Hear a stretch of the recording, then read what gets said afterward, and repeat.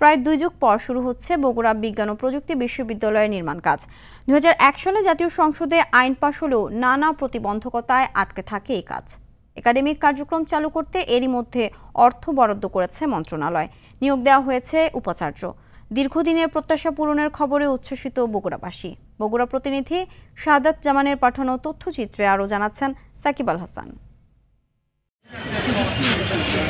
2001 সালের 15 জুলাই জাতীয় সংসদে বগুড়া বিজ্ঞান ও প্রযুক্তি বিশ্ববিদ্যালয় প্রতিষ্ঠার আইন পাশ হলেও নানা প্রতিবন্ধকতায় বন্ধ থাকে বিশ্ববিদ্যালয়টির নির্মাণ কাজ। 2023 সালের 10 মে বগুড়া বিজ্ঞান ও প্রযুক্তি বিশ্ববিদ্যালয়ের আইন বাস্তবায়নের জন্য সরকার আদেশ জারি করে। গত 18 আগস্ট বগুড়া বিজ্ঞান ও প্রযুক্তি বিশ্ববিদ্যালয়ের অনুকূলে 4,67,00,000 টাকা বরাদ্দ দেয় অর্থ মন্ত্রণালয়। এ লক্ষ্যে গত 3রা জুন প্রফেসর ডক্টর মোহাম্মদ কুদরতি জাহানকে ভিসি নিয়োগ দেওয়া হয়। প্রায় 2 যুগ পর জেলায় উচ্চশিক্ষা প্রতিষ্ঠানের নির্মাণ কাজ শুরু হওয়ায় উচ্ছ্বসিত এলাকাবাসী।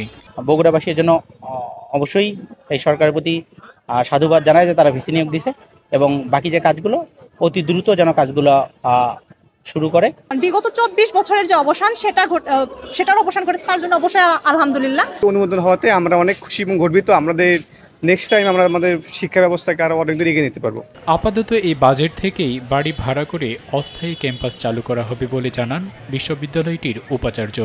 আমরা বিশ্ববিদ্যালয়ের অর্গানোগ্রাম তৈরিতে হাত দিয়েছি, বিশ্ববিদ্যালয়ের মাস্টার প্ল্যানের জন্য হাত দিয়েছি।